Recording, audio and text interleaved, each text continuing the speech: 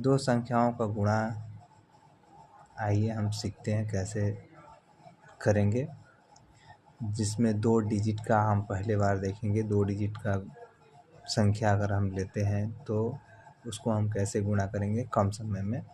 तो हमें दिमाग में ये एक फिगर है जिसको हमें रखना है और इसी फिगर के अनुसार मल्टीप्लाई करेंगे तो हमारा स्टेप पता चलेगा। तो स्टेप ये 3 स्टेप में पूरा होगा। Step number 1, step number 2, step number 3। ये जो है जो बना है इसका, ये बस केवल आपके दिमाग में फिगर होना चाहिए और उसके अनुसार ये लगेगा। तो पहले स्टेप में सीधा करना है गुणा, तो 2 3 6। दूसरे स्टेप में क्रॉस मल्टीप्लाई करना है, तो क्रॉस मल्टीप्लाई करते हैं 4 3 12, 4 दूना के 8, जोड़ देंगे 12 8 20, 20 को 0 और कैरी आपका कितना लग गया 2। याद रखना है कि कोई भी स्टेप का गुणा उसके अगले वाले स्टेप में कैरी 8 होगा। तो अब हम आगे स्टेप 3 में देखते हैं, सीधा फिर गुणा करना है लास्ट वाले का। तो 4 चौके 16, 16 और 2 18, तो 18 आपको लिख देना है। यही आपका एक लाइन में गुणा कर लेंगे। अब आते हैं, ध्यान देने वाली बात है कि इसमें हम 2 तक मतलब 1 कैंडल 2 कैंडल लिए।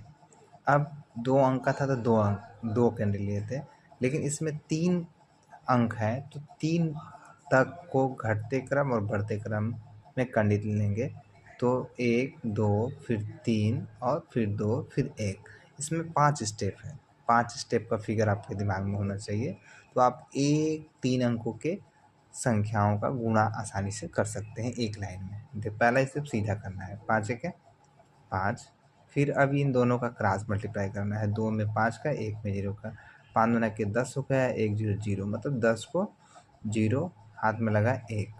फिर अब ये देखिए क्रॉस मल्टीप्लाई फिर सीधा, तो 2 में 0 का, 5 में 4 का और 1 में 3 का गुणा करते हैं। तो 5 के 20 हो गया, 3 एकम 3 हो गया, 2 0 0 हो गया, 23 1 24 को 4 हाथ में लगा 2। अब फिर ये क्रॉस मल्टीप्लाई, इधर का क्रॉस यहाँ का क्रॉस कर लेंगे 2 का, तो 2 4 0 0 हो जाएगा, 2 3 6 6 2 8 हो जाएगा।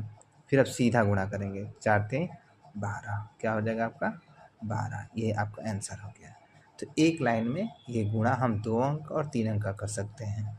ऐसे ही गुणा आप घर पे बैठ के प्रयास कीजिए और आपको एक लाइन में करने में आसान होगा। शुरुआत में आपको थोड़ा सा मेहनत करना पड़ेगा, धीरे से स्टेप पता चल जाएगा, इजी हो जाएगा।